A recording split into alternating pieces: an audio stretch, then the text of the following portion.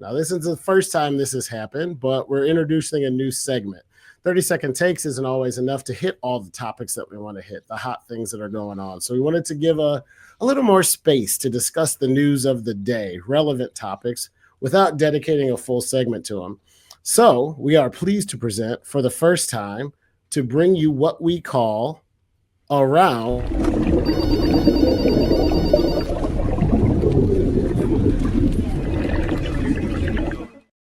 That's right, Around the Water Cooler, a segment where we're going to go deeper on something that might be a 30-second take, but we want to keep it relevant for everybody who's watching. And there's some relevant news that we all were texting about, saw some tweets about it today. Mary Kay Cabot broke it first. It was confirmed since then by several news outlets.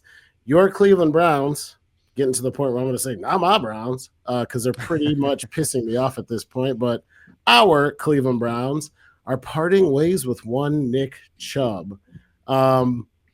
For me, this is a heartbreak. And why don't I go ahead and get us started, because I'm going to let you two start the major segments. Is he a 30-plus-year-old running back? Yes. Has he had an injury history? Yes. Are there all kinds of reasons where this makes good business sense? Yes. But I'm thinking about the heart and soul of the team and what I get up to root for. The last Browns last Browns jersey that I purchased, it's Nick Chubb. He's my favorite player. Now we're talking about a team with no Myles Garrett, no Nick Chubb, trading down in a draft where you have the number 2 pick, sucking potentially for another year so we can get a quarterback next year.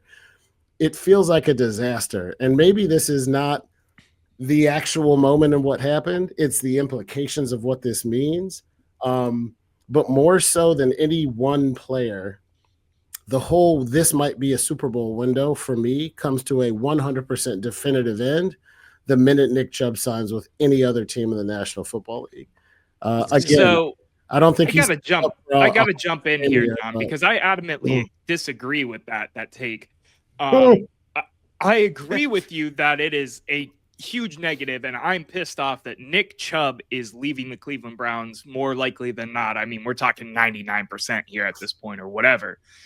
But to say it takes them out of their Super Bowl window, if we even consider they are in one right now, in Kevin Stefanski and Andrew Berry's mind, a guy who is going to end up being a backup running back on this roster next year, based off of everything we saw, him not being signed back does not take them any further away from potential winning other than locker room culture, which is a big part of it. I will agree with you. But yeah, you ran Baker Mayfield out of town over locker room culture, so don't poo-poo it.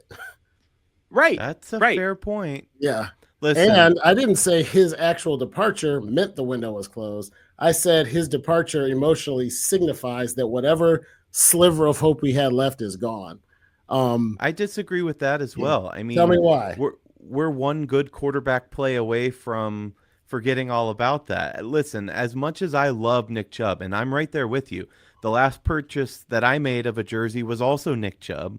As much as I love the guy and I think that he is a part of our team, the heart and soul of our team, to understand that, yeah, he would be a backup. Would I love to see him in a 1-2 punch with him and whoever we draft, hint, hint? Yeah, absolutely.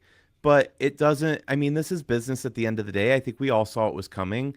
I'm sad about it because I love Nick Chubb. I hope he gets an opportunity somewhere that's not named Pittsburgh. But to keep him or to try to overpay to keep him in Cleveland doesn't make any sense. And I don't think that it marks an end to anything. If you bring in Kirk Cousins and all of a sudden you string together 4, 5, 6 wins in a row, you're not going to be going, well, Nick Chubb's not here. He's our heart and soul. We're not a playoff team. You don't make a bad point, but there's a couple things I want to hit on that you said. One, 4, 5, 6 wins in a row is a big if, buddy. I don't think even in a good year that this team wins 6 games in a row, especially with Kirk Cousins. 2, but Nick Chubb doesn't. Hold on, let me finish my point real quick. Bernie Kosar left to go to Dallas. Felt the same. Didn't make sense to overpay him. I'm not saying you guys are wrong. I'm not saying that I'm right. I'm just saying it means more because of the name on the back of the jersey and what he means to the fan base. And I think it's a big loss still for the team, even if it is in the locker room and in the minds of the fans. But you can't say that a guy, the best at his position, Myles Garrett, Losing him doesn't mean we lose or win any more games. Having him doesn't mean we win any more games. And then out of the same side of your mouth say losing Nick Chubb means that this window's over. That doesn't make sense. Maybe it doesn't. Maybe I'm just pissed as a Browns fan. Fair, and that's fair. That's fair. The emotion is fine. I agree. It sucks. Nothing about being a Browns fan right now makes sense, and I think that's the point that I'm trying to make. You made some other points in there where I'm like, yeah, you're not wrong. When you say something like, we're one quarterback away from winning 5, 6, 7 games in a row and doing X, we've been 4, 5, 6. We've been 4, 5, 6. We've been one quarterback away from winning 4, 5, 6 in a row and doing something. No, fair. I'm not 93. I'm not saying we're going to do that. All I'm saying is it's fine to be emotional over this. The biggest point where I disagree with you, I just covered. But the second biggest point where I disagree with both of you, I don't understand why you're pissed at the Cleveland Browns here. It's the smart move. It's not like they're saying, hey, we don't like Nick Chubb or we're itching to get rid of him. To be pissed and to say that I don't understand what the Browns are doing, hard disagree. This is the smart play, whether we like it on an emotional level or not. If they do bring in a quarterback, if they draft well, I don't know why we keep saying I don't understand what they're doing right now. They're having a fine offseason thus far. Listen, let me jump on that for a second, because I agree with you to a point. If I'm looking at this strictly analytically as this front office does, and not with the emotion that matters to us, the 3 fans sitting here talking.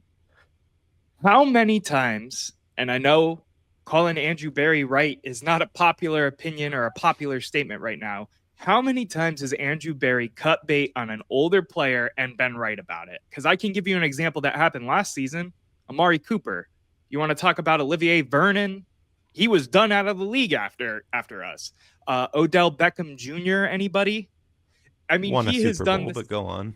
Okay, he won a Super Bowl, but what did he really do? He put up insane numbers before he got hurt in that Super Bowl. But go on. I'm taking you get what I'm saying, though. How many times has this guy been right about when it's time to cut bait from these older players? And yeah, it might hurt in the moment. We were pissed when Amari got traded. But I'm happy we got a 3rd-round pick out of whatever happened with him in Buffalo this year, because it was going to happen here too.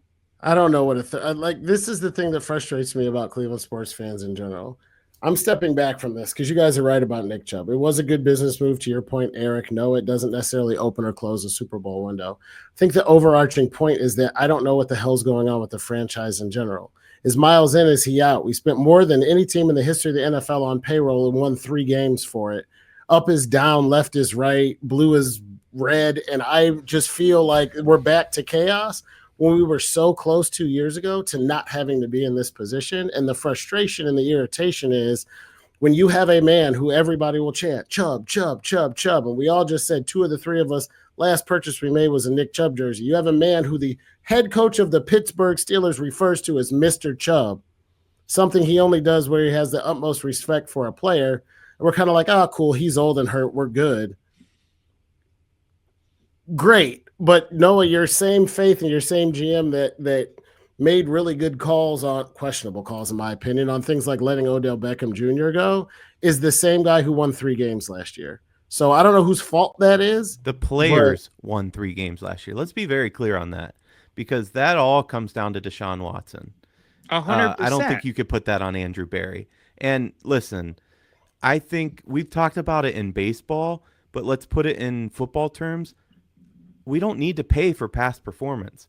I love the guy. I'll buy the guy a beer, or he can buy me one. He has more money than I do. But paying for past performance makes 0 sense here. We got to cut the emotional aspect, and that's what GMs do for a living. They cut the emotional side out. Andrew Berry probably loves the guy too. That shouldn't go into the business decision. No. One last thing I will add real quick. Mm-hmm. To play a little bit of devil's advocate, because my goal on here was not to come on here and be all hunky-dory dandy about the Nick Chubb trade. I think it's a horrible move when it comes to thinking about establishing the locker room culture, something they desperately need right now with how last season went with Myles Garrett requesting a trade. But I think, and I don't know if we want to transition this to the next part of this water cooler talk that we got going on, but I think they're more comfortable with it when you bring back a guy and know a guy like Joe Bitonio is coming back, who's older in the league, who has been through a lot of highs and a lot of lows with this team. and ultimately is going to play a much bigger role in terms of the Cleveland Browns' success in 2025 than probably, as much as we don't want to admit it, Nick Chubb would have. It was huge news. Yeah, it's not crazy what you're saying, Noah. I would disagree that offensive lineman means as much as a top tier running back. The only thing that he's not a top tier running back anymore, John. You have to accept that. Here's the thing, though, and I realize that this is a bit of a paradigm shift. I still, because usually when we talk about, hey, Noah thinks he knows everything because he knows for a fact, whatever, Shedeur Sanders is going to stink and that we should take a lineman. It's the same kind of thing for me with this. What it makes you so damn certain and sure that Nick Chubb is washed and can never play a serviceable down ever again in the NFL? Well, how do you know that? I didn't say I don't think he's I never said that I thought he was washed and he can't play a serviceable down. You called him a top tier running back. He was not a top tier running back last year, and off of another lower extremity injury in his 30s. We're looking at the statistics. You look at the numbers that happen when a running back goes through that many injuries. No, he's not going to be Nick Chubb of old. Now, is there a role for someone who's a third down back in the Nick Chubb frame that, he may get hurt again, but it's neither here nor there? 100%. But to call him a top tier running back right now is digging too much into the nostalgia and the love of Nick Chubb, in my opinion. And once again, let's get to the crux of the issue of the Cleveland Browns. He is not going to single-handedly get us any more wins. If he goes to a team and he lights it up, I mean, Saquon just got the highest ever.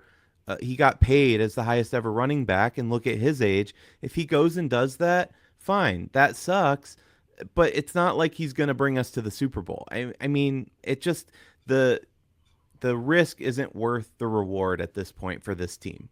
It's fair. I think there's two separate points there, though, because I remember on this very podcast earlier talking about how we had faith that Deshaun Watson was going to be good when he hadn't been good in 3 years and had spent most of it hurt. And now we're saying it about Nick Chubb and everybody's 100% positive the guy's done.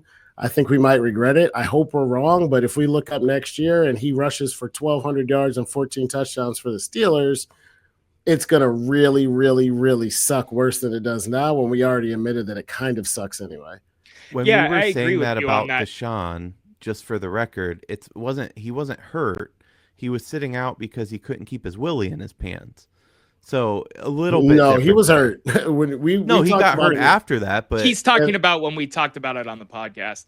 To play devil's advocate again, too, and to lean into John's point a little bit. We're talking about a guy that's probably going to sign for max $3 million. Right. That was the other thing I was going to say. We're talking about having to overpay him. I don't think he had to overpay him. I think he could have just kept him.